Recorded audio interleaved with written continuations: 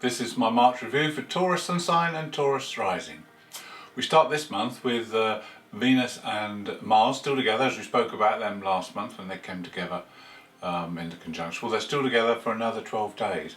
An interesting thing is on the 6th they move into your 10th house, the 10th house of career and destiny. So this will have a big impact on that area. For now they're in the 9th house and they make a conjunction, triple conjunction included with Pluto on the 1st.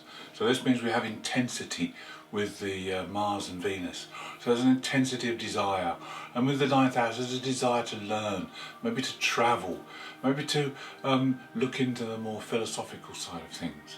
And with Mars there's that drive and ambition, and the ego is bigged up with his connection with Pluto, but fortunately Venus should be able to keep him under control. So there's a lot of powerful energy that can be channeled into those 9th house areas. Then we also have the Sun making an aspect to Uranus, who's firmly planted in Taurus at this moment in time, and it will probably be stirring up some kinds of rebelliousness or desire to make changes. The Sun in the 11th house of aims and goals is a good idea to set new aims and goals for the future. Maybe it's time to network and increase your involvement in group activities. This would be ideal with the Sun in that 11th house. We have a wonderful new moon on the 2nd. It's in Pisces. So this is a moon for dreaming and believing in what can happen in the future.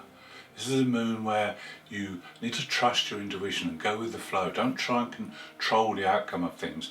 Just let things happen. It's also in your 11th house again, so it's the time again to concentrate on networking, on reaching out to people. The only thing that may interrupt things is a conjunction between Mercury and Saturn. This is in your 10th house of career and destiny. So it's a time when maybe you need to speak up, you need to say things like they are, so it could be difficult if it's something that's going to touch on a nerve, but it needs to be done because people will know anyway. What you don't say can hurt people, so it's best to get it off your chest and say it as it is. But with this new moon, this is a new moon to believe and receive. This is a new moon to really set your goals out for the future. On the 4th we have more action in Pisces as the Sun comes and conjuncts Jupiter, who's in that Pisces sign in the 11th house. So again, there's more concentration. It's a good time to reach out to people. It's a very optimistic and positive few days, and you can really achieve things with other people. Include people in what you're doing. You'll start to grow and evolve with this aspect, and just make sure you take people along with you and discuss what's happening and what you want to do, so that there's no misunderstandings. On the 6th, Venus and Mars move into your 10th house at Aquarius. So the emphasis changes from the practical stability of the 9th house and Capricorn to the more thinking, intellectual side and communication side of Aquarius. Mercury is in Aquarius and makes an aspect to the moon's nodes on this day. Now this is a chance to get balance within your relationships, giving and taking, because the nodes are across your 1st and 7th house. And with Mercury in this position, there could be something that happens, a door open, an opportunity pop up that you need to be looking out for.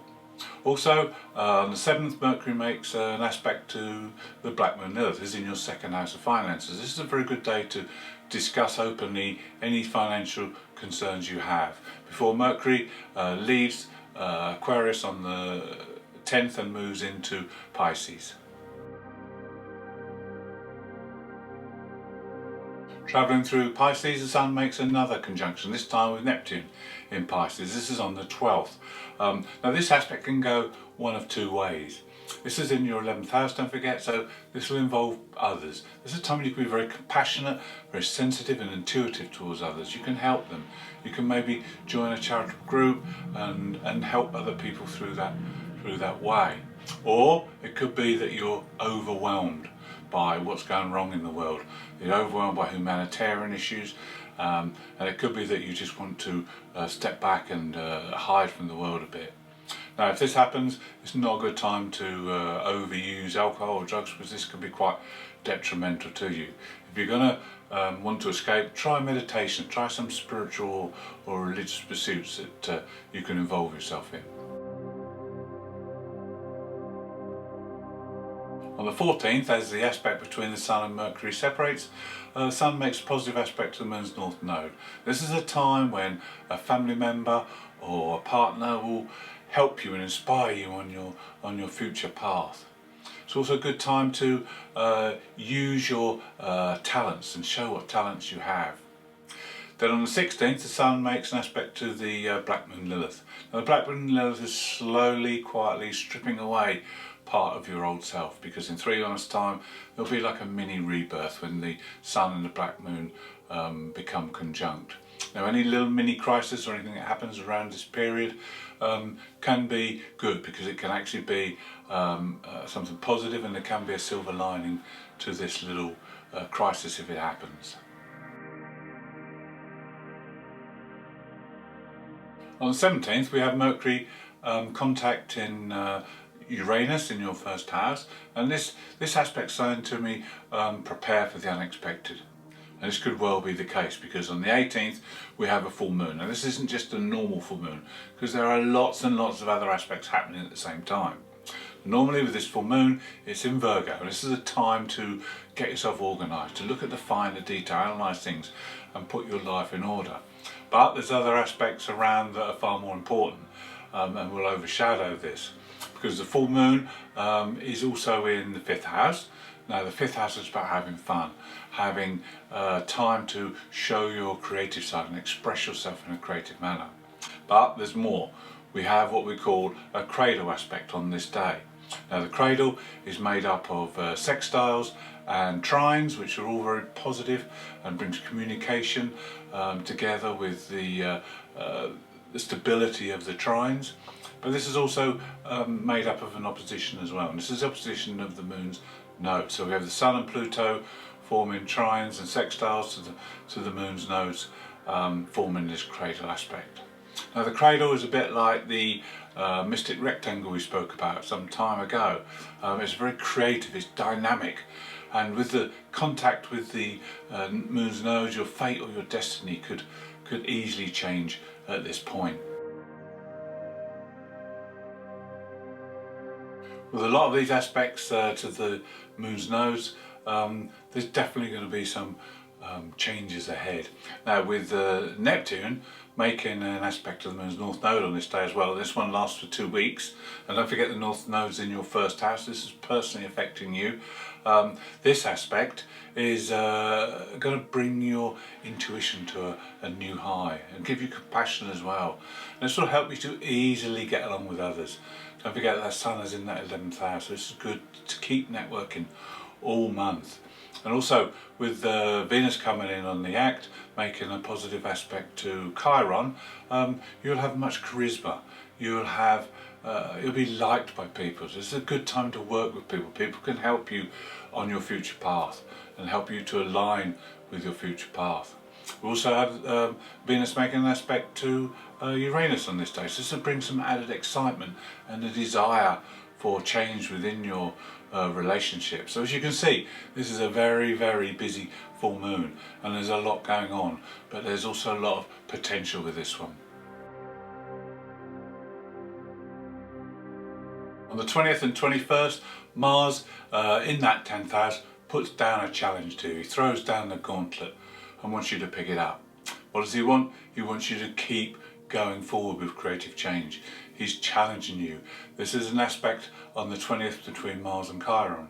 He wants you to overcome any challenges and push forward. And on the 21st, it's an aspect with Uranus. Now he wants you to keep on with continual creative change, so that you don't get in a position, because Uranus is in that first house of yours, you don't want to get into a position later on where Uranus forces you to change, because that will be unpleasant. You want to do the change as you go along. Keep updating things, keep moving forward. Remember, Mars is now in your house of destiny. Keep moving forward with your destiny and trying to align yourself with your true path, and all will be well. Also on the 21st, the Sun moves into Aries.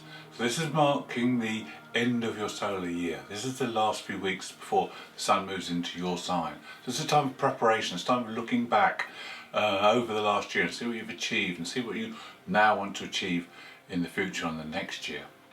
Now, Mercury is very busy between the 23rd and the 27th. He makes 3 aspects. The first one is to Neptune. He conjuncts Neptune. So he'll shed light, bring information and knowledge and messages about your contact between Neptune and the Moon's nodes. Then on the 26th he makes an aspect to Pluto. This is a positive one. It will allow you to delve beneath the surface, see things that maybe you might have missed before, dig up information that you need. It will help you going forward. And then the last one is also an aspect to the Black Moon Lilith. Now, it's a time when you need to get rid of any fears or anxieties, get them out of the way so that you can move forward into your new year with confidence. We end the month with Venus making 2 aspects.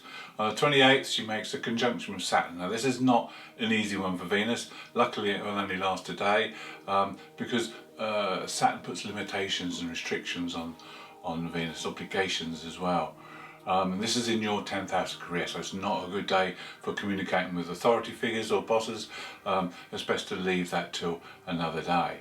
Then on the 29th, the last aspect is Venus again making a square aspect to the Moon's nodes. Now remember, the nodes across your 1st and 7th house. This is trying to get balance within your relationships. See what you desire and what you need and what the other person in your life also demands and requires. And try and get a balance between the two so that you can get some harmony there. Thank you for watching. I hope you've enjoyed the review. Please tune in next month because we have the busiest month of the year. We have our biggest astrological event of the year and plus our first eclipse, which will be very interesting.